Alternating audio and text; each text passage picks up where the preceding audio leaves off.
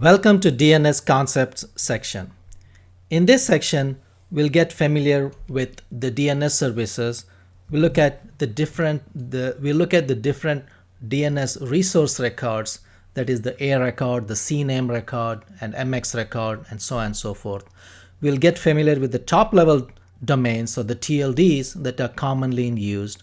We'll understand the difference between the registry and the registrar when it comes to DNS service. DNS system is designed to map or translate the host names that we commonly use to IP addresses that the servers or the computers understand.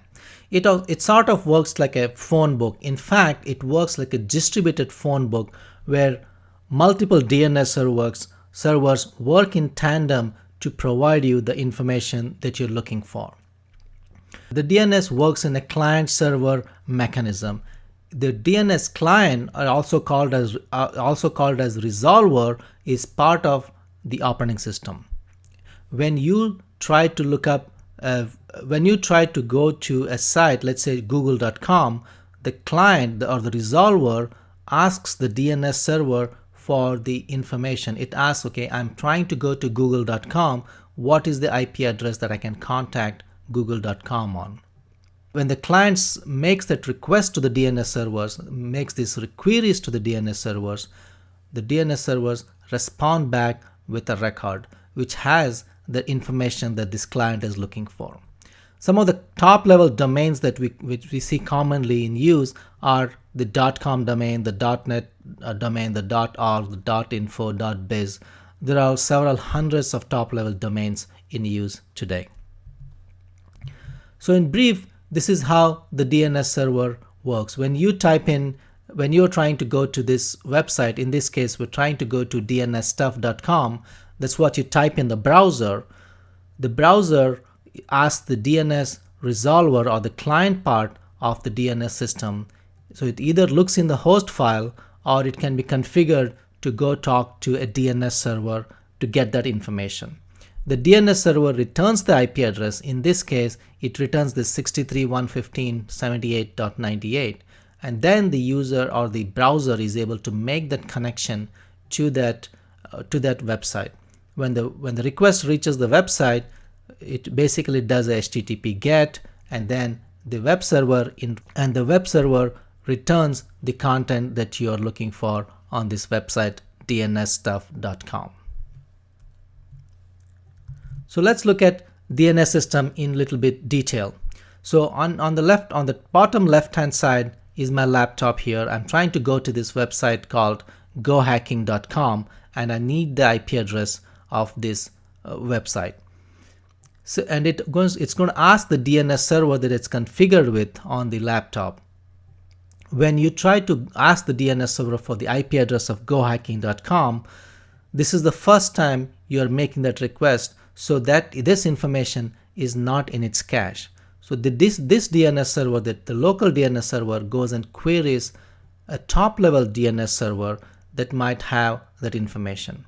And in this case, the DNS server, the second level DNS server has that information in its cache, and then it returns that IP address that belongs to gohacking.com. So this local DNS server gets that information, passes it back onto the laptop or to the user, and then the user is able to make that connection to gohacking.com. Okay.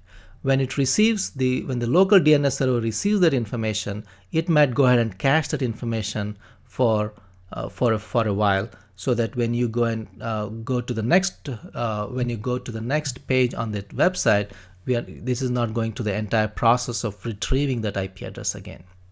There are several types of DNS record types, or DNS resource records, that as they're called, or RRs. The first one, or the most common one, is the A record, which translates the host name, such as www.myexample.com, to its IP address. The second resource record type that's commonly used is called the CNAME, or canonical name. It's basically an alias. So if you have a web server, if you have a server that you commonly call, which has a different name, for convenience, you might name that host www or FTP or mail so that your users don't have to remember your internal name. So let's say you have a server name that you named as Elvis, so elvis.example.com.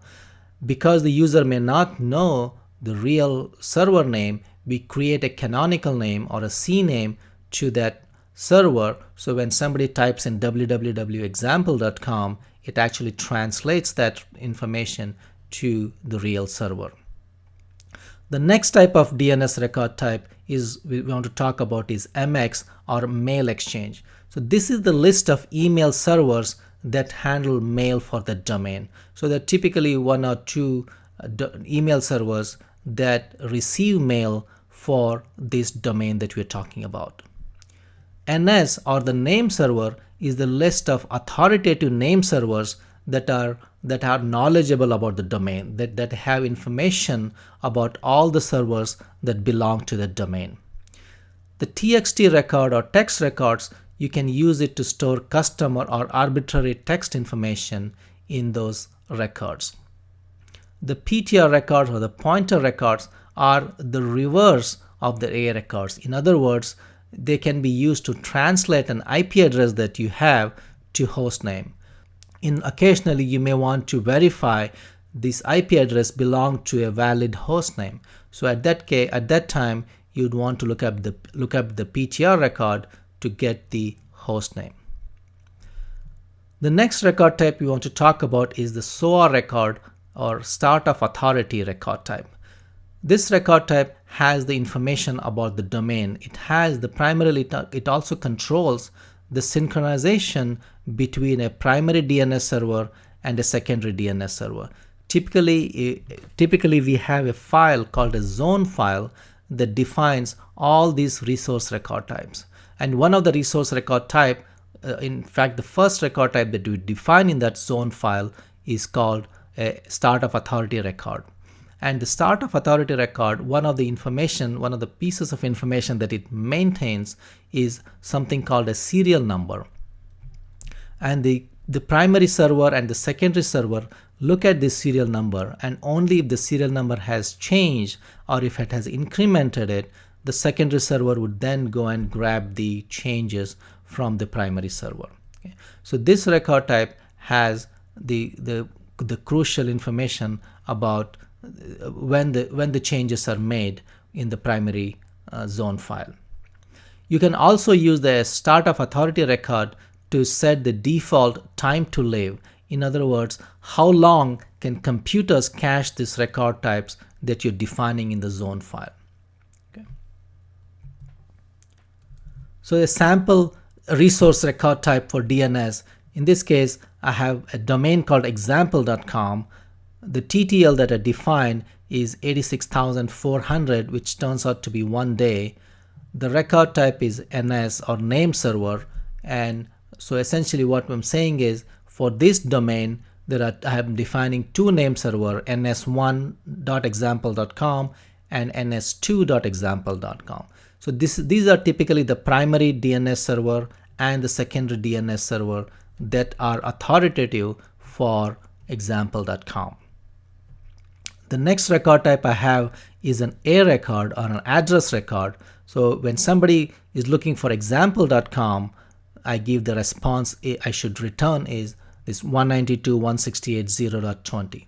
Again, this is the A record, and if you notice here, the time to live is 14,400 seconds rather than the default 86,400 that are defined for the name server. And the reason we want to do that is I might change the record type more often than the name server. So once I set up the DNS domain, I rarely change the name servers, but the other records type I might be changing very often. So that's why I want to have a smaller time to live so that the computers do not cache this information for a longer duration.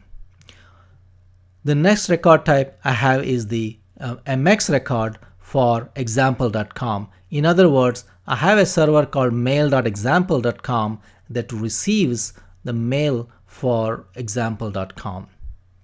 And the 0 here specifies the priority. So if you have multiple mail servers that can handle mail for example.com, you can define the multiple MX records here with different priority numbers.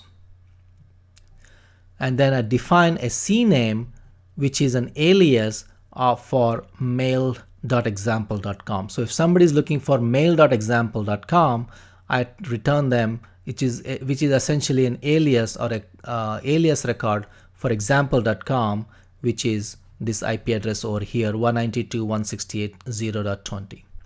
And somebody wants to visit our website, www.example.com. I also defined a CNAME for it, which turns out to be the same server that we're using. So in other words, even though we have multiple records type, they all point to the same IP address, 192.168.0.20. So we defined a MX record that points to the same server. We defined two CNAMEs or two aliases which also point to the same IP address. Let's talk about forward mapping and reverse mapping. So the forward mapping concept we all know now is when we type in example.com or www.example.com, it translates to an IP address. When you want to do the reverse mapping, when you have the IP address and you want to know the name of the server, you can do a reverse lookup using the PTR record that we talked about. So when somebody looks for this IP address 112.81.2.61, it might return ftp.myserver.com if that's what we defined in our DNS. There are two types of DNS servers that we want to know about. The first one is the authoritative DNS server. That means these DNS servers are responsible. These authoritative DNS servers know everything about the domain. They can answer questions about that particular domain.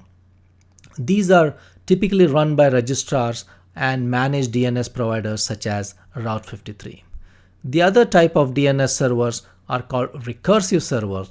In other words, they do not have all the information, but they will ask the next server they might ask the next server or the top level server to on your behalf. So they might query other name servers on your behalf until they get an answer. So when we talk about DNS management, it's actually a two-step process. The first step is to register or renew or transfer a domain name. So that's step number one. And the second step is to actually manage the resource records. The resource records which we talked about in the previous section, the A records, the CNAME record, the NS records.